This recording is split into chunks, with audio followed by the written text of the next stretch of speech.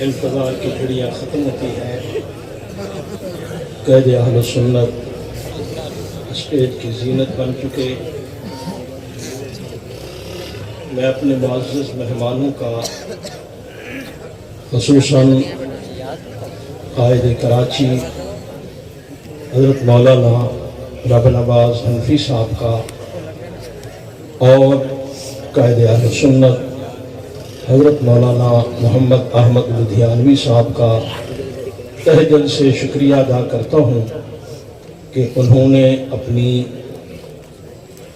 ملکی سطح کی مصروفیات کو بالائے طاق رکھ کر ان غلامان صحابہ پر خالد رضا فاروقی شہید کی دھرتی پر اپنے قدم رکھ کر جو ہماری حوصلہ افزائی فرمائی، اللہ اس پر ان کو جزائے خیر عطا فرمائے۔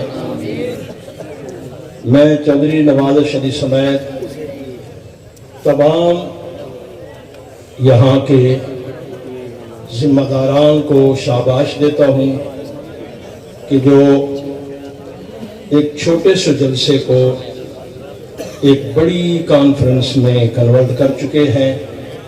انشاءاللہ یہ کانفرنس یہ قیامت تک جاری اور ساری رہے گی۔ آج میں نے قید اہل سنت سے ایک قربانی مانگی ہے۔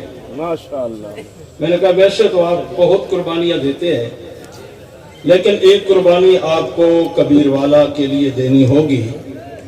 تو حضرت حیران ہوئے کہ وہ کون سی قربانی ہے؟ میں نے کہا وہ 10 ذی الحجہ کی قربانی ہے، دن کو جانور قربانی دیں گے، رات کو آپ نے دینی ہے کہ اس دفعہ 19 جون 10 ذی الحجہ کو عید والے دن بن رہی ہے۔ قائد محترم تو قربانی دیں گے، آپ بھی قربانی دیں گے یا نہیں دیں گے؟ بس آپ کے لیے اتنا پیغام کافی۔ دولت خان نے قربانی دینی ہے، باقی حضرات بھی دیں گے۔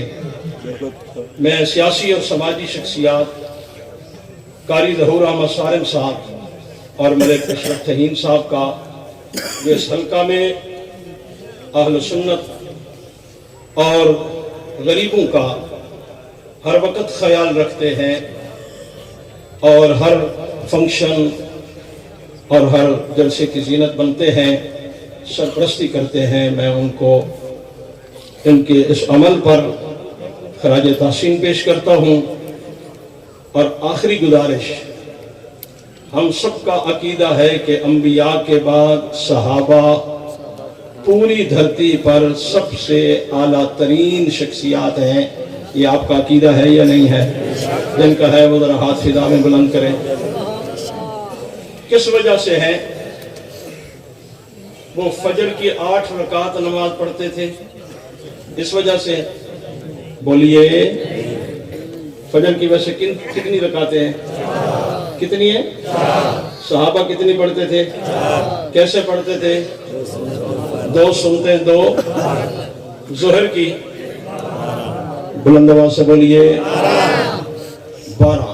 آپ بھی 12 پڑھتے رہتے ہیں نا کہ آخری 2 چھوڑ جاتے ہیں کہ غیر موقع ہے، چلو ان کا نہ ثواب ہے، ثواب تو ہے لیکن گناہ کوئی نہیں ہے۔ وعدہ کریں کہ غیر معقدہ سنتیں بھی ہم نہیں چھوڑیں گے کہ یہ بھی کل قیامت کے دن حضور کی شفاعت کا ذریعہ بنیں گی۔ جیسے میں نے آپ سے پوچھا،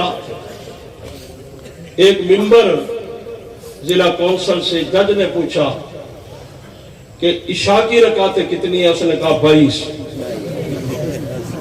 نے کہا جی عشاء کی رکعتیں کتنا؟ کہ 22۔ نال بندے نے پیر تے پیر رکھے، انہوں نے کہا 17 ہیں۔ انہیں کہ 22 نہیں ملے گا، میں 17 کی میں منوا سکتا۔ یہ جو ممبر بھی اپنے ہونے چاہیے دیں نہیں ہونے چاہیے؟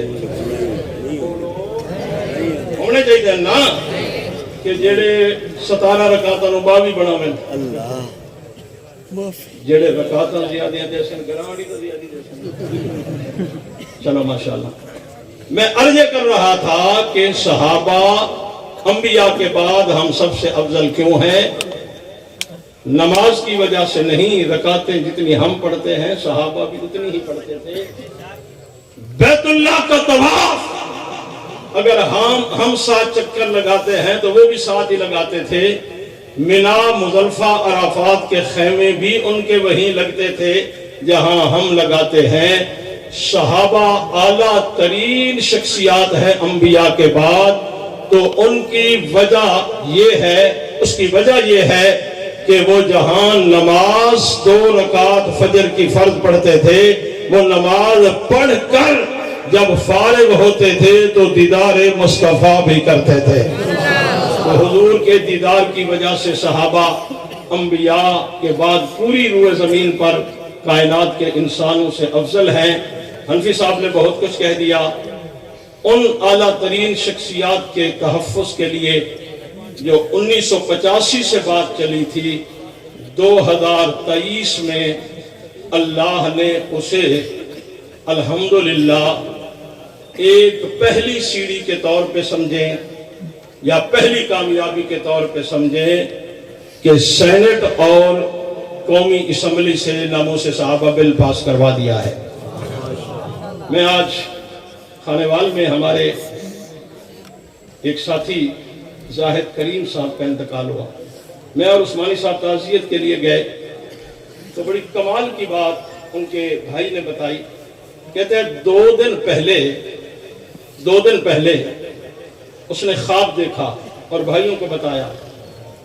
کہا کچھ شہداء میرے خواب میں آئے تھے اور کہنے لگے زاہد کریم جس قافلے کے ساتھ وابستہ ہو نا، تم بہت خوش نصیب ہو. ہم خون دے کر جنت میں چلے گئے لیکن جو دیکھنا چاہتے تھے وہ نہ دیکھ سکے. تو بیمار ہے لیکن اللہ نے تجھے ایک کامیابی دکھا دی ہے. تو میں نے پوچھا وہ کون سی کامیابی ہے؟ تو کہتے ہیں میرے خواب میں قومی اسمبلی سامنے آ گئی اور کلمہ طیبہ جو لکھا ہوا ہے وہ سامنے آ گیا. اشارہ دے دیا کہ اللہ نے تجھے تیری آنکھوں سے اس بیماری کے عالم میں پارلیمنٹ سے ناموس صحابہ بل پاس ہوتا ہوا دکھا دیا ہے. اور یہ سارا کریڈٹ قائد اہل سنت مولانا محمد احمد لدھیانوی کو جاتا ہے. ایک آخری بات، جہاں پر شہداء کے خون کی اور بہت ساری برکات ہیں، وہاں یہ برکت بھی ماننی پڑے گی کہ شہیدوں کے خون کی برکت سے اللہ نے مولانا لدھیانوی جیسی قیادت بھی ہمیں عطا فرمائی ہے. اور جس نے ایوانوں میں مشن حق نواز پہنچا کر اس وقت اہل سنت کے عقائد و نظریات کا تحفظ کیا ہے. انشاءاللہ ہم حضرت کی زندگی کی دعا کرتے ہیں، اللہ انہیں لمبی عمر عطا فرمائے اور ان کا سایہ ہمارے سروں پر تدیر سلامت فرمائے. اور جو تھوڑی بہت ہمارے اس مشن کے راستے میں اور کامیابی میں کوئی رکاوٹ ہے، اللہ وہ بھی حضرت کے ہاتھوں سے دور فرما کر ہمیں وہ کامیابیاں بھی اپنی آنکھوں سے دیکھنے کی توفیق عطا فرمائے. بلند آواز سے آمین کہہ دیں. یہ قبولیت کا وقت ہے، انتظار کی گھڑیاں ختم ہوتی ہیں.